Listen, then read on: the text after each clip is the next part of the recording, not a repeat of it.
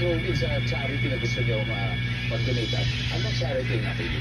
Sa ano po, Church of the Living Faith Malabon. Yan. Pwede na to. Time for fast money. Give me 20 seconds on the clock. Good luck, Robin. Yes po.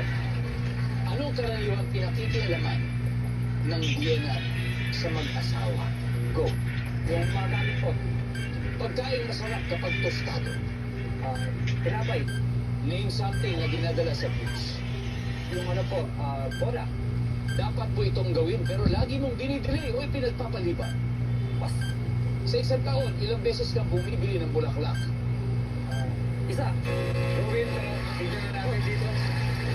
Okay, Robin, ano karaniwang pinakikilaman ng biyenan sa mag-asawa? Sabi mo yung mga gamit. Ang sabi ng survey ay, good. Wala, it's okay. Pagkain masarap kapag tostado, tinapay. The best toasted bread. Ang sabi ng survey, wow! Something na dinadala sa beach, yung beach ball. Survey? Hoy! Dapat mo itong gawin pero lagi mong dinidelay o ipinagpapaliban, hindi na natin nabalikan ang taas ka dito. But it's okay. Sa isang taon, ilang beses ka bumibili ng bulaklak, sabi mo yung isa. Ang sabi ng survey. Yan! Nice one, Ruben. 78. Very good start. Balik ka na. And let's welcome back Ato.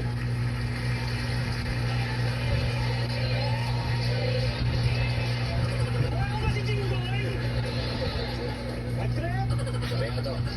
Kumusta? Masaya. Masaya ako para sa'yo. Kasi ang anak mo pogi at magaling, ay nakakuha ng 78 points. Diba? Ayos ka lang ate. Konti na lang. Bakit sa school na hindi lang yung grade mo? Ayos naman. Okay lang yan. 122 kailangan. Kayang-kaya ni AirPods Atom yan. At this point, makikita na po na manonood ang sagot ni Ruben. Good luck, Ato. Give me 25 seconds on the clock. Ano karaniwang pinakikialaman ng biyenan sa mag-asawa? Go, Away.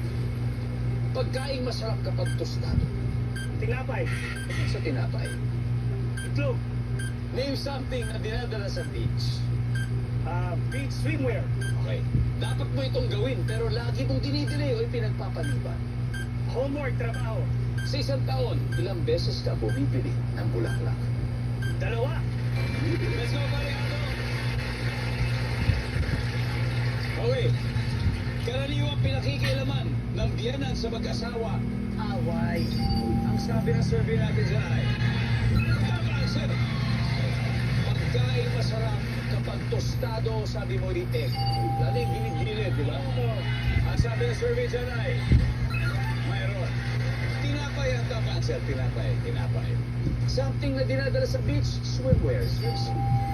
Ang sabi ng survey, uy, ang top answer ay salvavida. O, kasi baka suot na nila yung swimwear. Dapat mo itong gawin pero lagi mong dinidelay o pinagpapaliban. Sabi mo, homework. Ang sabi ng survey. Oh, ang top answer,